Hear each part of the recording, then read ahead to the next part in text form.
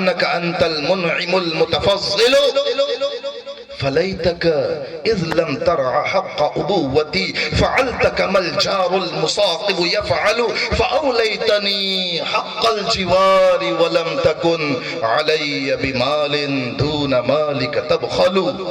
یہ اشعار سنائے ہوں گے، کیا سناٹا چھایا ہوگا. عربی زبان سے واقف نہیں نا، اس لیے پتہ نہیں. یہ علماء اکرام کا دل مچل گیا. یہ عربی کے اشعار عربی سے واقف نہیں ہے. کیا کہا؟ ایک باپ اپنے بیٹے کو کہہ رہا ہے غزوتک مولودا ومنتک یافعا تعل بما اجنی علیک وتنہل. میرے پیارے بچے، جب سے تو پیدا ہوا تیرے کھانے پینے کا انتظام میں نے گاڑے پسینے کی کمائی سے کیا. تو پیدا ہوا گود میں تھا، میرے ہاتھوں میں تھا، میرے کندھوں پر تھا. میرے پیارے بچے، میرے چھوٹے چھوٹے لقمے بنا کر تجھے دیے، لقمے چبا کر تجھے دیے، پانی تجھے پلایا، دودھ تجھے پلایا، چھوٹے چھوٹے لقمے بنا کر تجھے کھلاتا رہا، پلاتا رہا. دن میں گرمی کو برداشت کیا، سردی کو برداشت کیا، برسات میں بھیگنے کو برداشت کیا.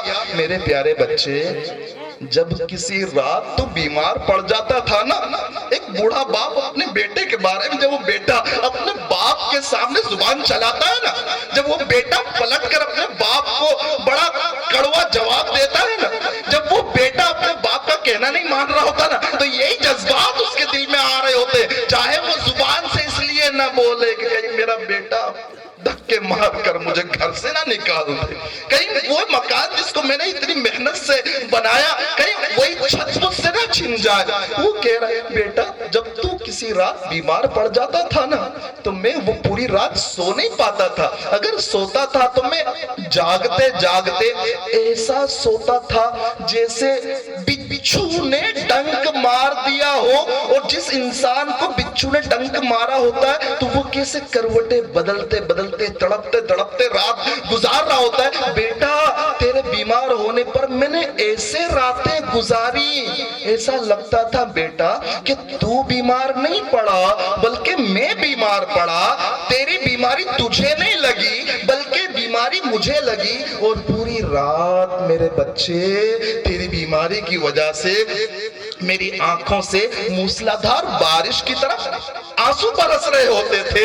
اور میرے بچے، میں تجھ پر اندیشہ کر رہا ہوتا تھا کہ کہیں کسی لمحے تیری سانس نہ اٹک جائے، تیری جان نہ نکل جائے، تیری روح پرواز نہ کر جائے. جبکہ مجھے یقین ہوتا تھا کہ اللہ تعالیٰ نے موت کا ایک وقت مقرر کر رکھا ہے. اے میرے بچے، تو شکایت لے کر نبی کے دربار میں جاتا ہے. سن، فلما بلغت السن والغایت اللتی، جب تو اس عمر کو پہنچ گیا، تیرا دماغ مضبوط ہو گیا، تیرے ہاتھ پاؤں مضبوط ہو گئے، کمر تیری مضبوط ہو گئی، اس عمر کو پہنچ گیا جس کی میں برسوں سے تمنا کرتا تھا، تو تو نے اس کا بدلہ یہ دیا کہ تیرا دل بھی سخت ہو گیا اور تیری زبان بھی سخت ہو گئی. ارے پتھر بھی ایسا نرم ہو جاتا ہے کہ اس میں سے بھی چشمے نکل پڑتے ہیں، تیرا دل تو اس سے بھی زیادہ سخت ہو گیا.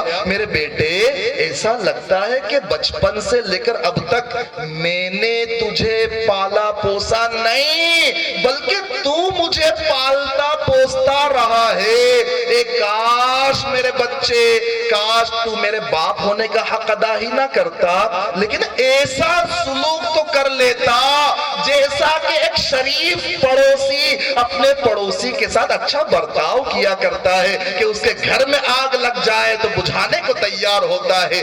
پڑوسی کے گھر میں کھانا نہ ہو تو 2 روٹی اسے پہنچا دیا کرتا ہے. میرے بچے، کاش تو ایک پڑوسی کی طرح میرا خیال کر لیتا کہ پڑوسی ہونے کی وجہ سے میں جس روٹی بوٹی کا حقدار بن سکتا تھا اتنا مجھ پر کر لیا ہوتا. اللہ کے نبی صلی اللہ علیہ وسلم نے جب یہ جذبات سنے، وہ بڑے میاں کے آقا علیہ السلام نے فرمایا ادھر وہ جوان کو بلایا، وہ اخذ بتلابیبہ، اس کے گریبان کو پکڑا اور فرمایا سن، انت و مالک لابیک، تو بھی تیرے باپ کا ہے، تیرا مال بھی تیرے باپ کا ہے، تو بھی تیرے باپ کا ہے اور تیرا مال بھی تیرے باپ کا ہے. یہ بوڑھے باپ کے جذبات ہوتے ہیں۔ نوجوانوں، آپ کو میں سمجھانے کی کوشش کر رہا ہوں، آپ کو سمجھانے کی کوشش کر رہا ہوں، یہ آنکھیں اللہ رب العزت نے دی ہے نا، دن میں اپنے ماں باپ کا جتنی مرتبہ دیدار کرو گے اتنی مرتبہ حج مقبول کا ثواب ملے گا، قسم خدا پاک کی۔ 100 مرتبہ اپنے ماں باپ کو ایک دن میں دیکھو گے، اللہ تعالیٰ 100 حج مقبول کا ثواب عطا فرما دے گا۔ اور 100 حج کر کے آ جاؤ، 100 عمرے کر کے آ جاؤ، ماں باپ اگر ناراض ہیں سارے کے سارے حج اور سارے کے سارے عمرے وہ منہ پر مار دیے جائیں گے۔ اللہ رب العزت نے یہ جو نوجوانی دی ہے نا، یہ بزرگوں کے کام آؤ، بیماروں کے کام آؤ، ہاسپٹل میں جاؤ، وہاں پر خبر لو ہر ایک مریض ہمارا ہے۔ ارے ذرا دیکھو نا، امام محمد رحمت اللہ علیہ نے سیر کبیر میں اور وہاں سے علامہ شامی نے رد محتار میں لکھا ہے کہ اللہ کے نبی صلی اللہ علیہ وسلم نے اس زمانے میں جب مکہ معظمہ میں قحط پڑا، کال پڑ گیا، کھانے پینے کے لالے پڑ گئے، دشمن کون؟ ابو سفیان ابن حرب، دشمن صفوان ابن امیہ۔ آقا علیہ السلام مدینہ منورہ سے 500 دینار بھیجتے ہیں کہ جاؤ یہ دے کر آؤ ابو سفیان ابن حرب اور صفوان ابن امیہ کے ہاتھوں میں، اور کہنا کہ مکہ کے فقراء، یتامى، مساکین، ضرورت مندوں پر خرچ کرو۔ ایسا زمانہ ہے جبکہ قحط پڑا ہوا، دشمن تو دشمن کی ناکامی پریشانی پر خوش ہوا کرتا ہے، نہیں، اسلام کا دوسرا نام انسانیت ہے، اسلام کا دوسرا نام۔ اس لئے کہ مسلمان کسے کہتے ہیں؟ میں نے جہاں سے بات شروع کی ہے وہیں پر ہوں میں، کہ اس مسلمان اسے کہتے ہیں جو الفت اور محبت کا خزانہ ہو۔ انسانیت اسی کو کہا جاتا ہے۔ 500 دینار قحط کے زمانے میں آقا نے مکہ معظمہ پہنچائے کہ جاؤ ان کے ہاتھوں میں دے کر آؤ، اور کہنا کہ مکہ معظمہ کے تمام ضرورت مندوں پر انہیں خرچ کریں۔